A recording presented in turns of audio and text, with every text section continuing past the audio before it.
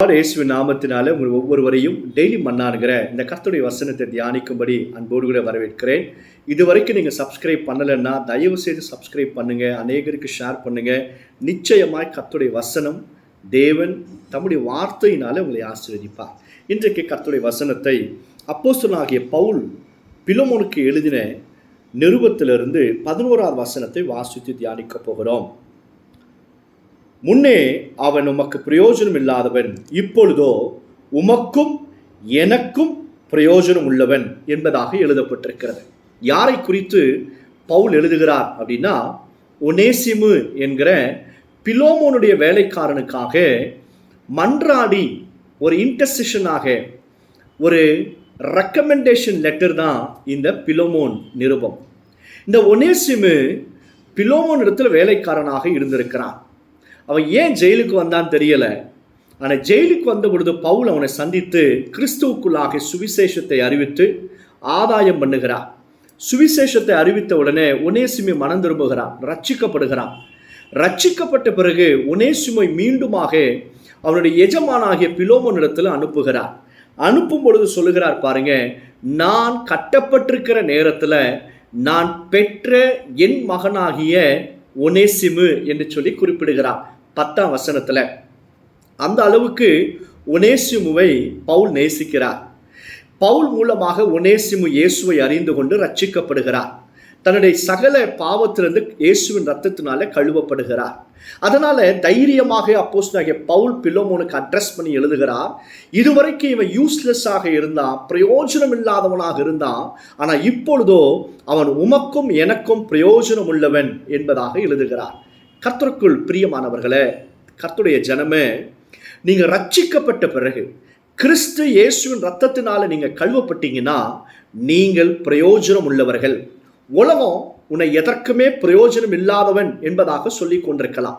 ஆனால் கர்த்தர் சொல்லுகிறார், நீ மிகவும் பிரயோஜனம் உள்ளவன், நீ மிகவும் பிரயோஜனம் உள்ளவள். பாஸ்டர், நான் யாருக்குமே யூஸ்லெஸ், நான் யாருக்குமே பிரயோஜனம் இல்லை அப்படின்னு நீ நினைத்து கொண்டிருக்கலாம். ஆனால் கர்த்தர் சொல்றாரு, நீ மிகவும் பிரயோஜனம் உள்ள ஒரு நபர். எப்படி சொல்ல முடியும் அப்படின்னா, ஒரு மனுஷன் பாவத்தில் கட்டப்பட்டிருக்கும் பொழுது, இயேசுவை அறியாமல் இருக்கும் பொழுதுதான் அவன் யாருக்குமே பிரயோஜனம் இல்லாதபடிக்கு ஒரு வாழ்க்கை வாழுகிறான். ஆனால் என்றைக்கு நீங்கள் இயேசுவை அறிந்து கொள்ளுகிறீங்களோ, அவருடைய ரத்தத்தினால கழுவப்படுறீங்களோ, அன்றைக்கு நீங்கள் பிரயோஜனம் உள்ளவர்கள். ஒரு மனுஷனை ஆண்டவர் சுத்திகரிக்கும் பொழுது, அவனை பரிசுத்தமாக்கும் பொழுது, அவனை பயன்படுத்தப்படுகிற உபயோகம் உள்ள பாத்திரமாக வணைந்து கொள்ளுகிறார். 2 தீமோத்தேயு 2ஆம் அதிகாரம் 21ஆம் வசனத்தில் அந்த வசனத்தை பார்க்க முடியும். சுத்திகரிக்கப்படுகிற பாத்திரம் பரிசுத்தமாக்கப்பட்டதும் எந்த விதமான நல்ல காரியங்களுக்கு உபயோகப்படுகிறமான பாத்திரமாக இருக்குமா? எந்த ஒரு பாத்திரம் கர்த்தருக்காக பயன்படுத்தப்படுகிறதோ அதுதான் கனத்திற்குரிய பாத்திரம். அல்லேலூயா. நீங்கள் ஏதோ ஒரு வேலையை செய்கிறதுனால பிரயோஜனம் உள்ளவர்கள் அல்ல. நீங்கள் இயேசுவை அறிந்ததுனால, இயேசுவை அங்கீகரித்த ஒரு ரத்தத்தினால கழுவப்பட்டாலே நீங்களும் நானும் பிரயோஜனம் உள்ளவர்கள். 2வது, அவருக்காக நீங்க வேலை செய்தீங்கன்னா, இயேசுடைய ஊழியத்தை செய்ய ஆரம்பிச்சீங்கன்னா, சுவிசேஷத்தை மற்றவருக்கு அறிவிக்க ஆரம்பிச்சீங்கன்னா, நீங்கள் பிரயோஜனம் உள்ள தேவனாகிய கர்த்தருக்கு உபயோகம் உள்ள பாத்திரம். எந்த பாத்திரமெல்லாம், எந்த நபரெல்லாம் கர்த்தருக்காக பயன்படுத்தப்படுகிறதோ அவைகள் எல்லாம் கனத்திற்குரிய பாத்திரம். 2 தீமோத்தேயு 2:21 வேதத்தில் எழுதப்பட்டிருக்கு. இந்த வசனத்தை கேட்கிற கர்த்தருடைய பிள்ளைகளை, நீங்க நிறைய படிச்சிருக்கலாம், அல்லது படிப்பே இல்லாமல் இருக்கலாம், பணக்காரர்களாக இருக்கலாம், ஏழையாக இருக்கலாம். நீங்கள் யாராக இருந்தாலும் சரி, நீங்கள் இயேசுவுக்கு பிரயோஜனம் உள்ளவர்கள். கர்த்தர் உன்னை பிரயோஜனப்படுத்துவார். ஒருவேளை இந்த உலகத்தில் இருக்கிற மனிதர்கள் உன்னை பயன்படுத்தி கைவிட்டு இருக்கலாம், உன்னை ஏளனப்படுத்திருக்கலாம், உன்னிடத்துல படிப்பு இல்லை, உன்னிடத்துல ஒண்ணுமே இல்லைன்னு சொல்லி உன்னை ஒதுக்கி வைத்திருக்கலாம். ஆனால் கர்த்தர் சொல்றாரு, நீ பிரயோஜனம் உள்ளவன், நான் உன்னை பயன்படுத்த போகிறேன் என்பதாக கர்த்தர் சொல்லுகிறார். இந்த ஒனேசிமு இதுக்கு முன்னாடி அடிமையானவனாக இருந்தார். ஆனால் இயேசுவை ஏற்றுக்கொண்ட பிறகு சொந்த சகோதரனை போல பாவித்துக்கொள் என்பதாக பவுல் பிலோமோனுக்கு எழுதுகிறார். இந்த ஒனேசிமை கர்த்தர் பிரயோஜனம் உள்ளவனாக மாற்றிட்டார். அதுக்கு முன்னாடி அவன் என்ன தப்பு செய்தானோ, அவன் வாழ்க்கை எப்படி இருந்ததோ நமக்கு தெரியவில்லை, நமக்கு தெரியாது. ஆனால் ஜெயிலில் இருந்தான். பவுலை சந்திக்கிறான், இயேசுவை ஏற்றுக்கொள்கிறான், ரட்சிக்கப்படுகிறான். அவன் வாழ்க்கை இயேசுக்குள்ளாக வர ஆரம்பித்தது. கர்த்தர் அவனை பிரயோஜனம் உள்ளவனாய் மாற்றினார். நீங்கள் கிறிஸ்துவுக்குள்ளாக இருப்பீங்கன்னா கண்டிப்பாக நீங்கள் பிரயோஜனம் உள்ளவர்கள். உலகத்துக்குள்ளே இருந்தீங்கன்னா உங்களை பயன்படுத்தி உலகம் விட்டுரும்.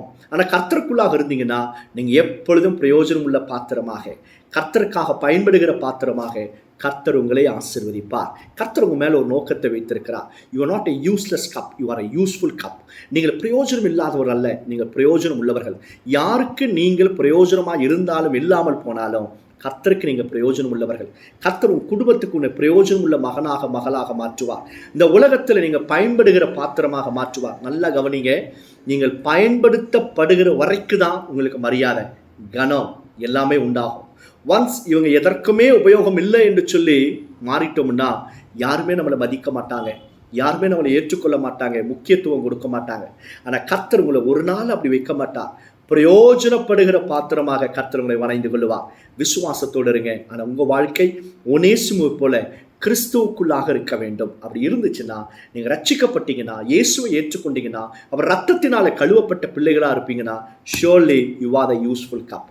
உங்களை ஆண்டவர் பிரயோஜனம் உள்ளவராக மாற்றுவார். சோமல்லாமா பரலோக பிதாவே, இந்த வசனத்தை கேட்கிற ஒவ்வொருவரையும் பிரயோஜனம் உள்ளவர்களாக நீர் வணைந்து கொள்வதற்காக நன்றி. அவங்க கையிட்டு செய்கிற வேலைகள் எல்லாவற்றையும் ஆசீர்வதிங்க, அநேகருக்கு ஆசீர்வாதமாய் மாற்றும். இயேசுவின் நாமத்தினால ஜெபிக்கிறோம் ஜீவனுள்ள நல்ல பிதாவே. ஆமென், ஆமென். God bless you all.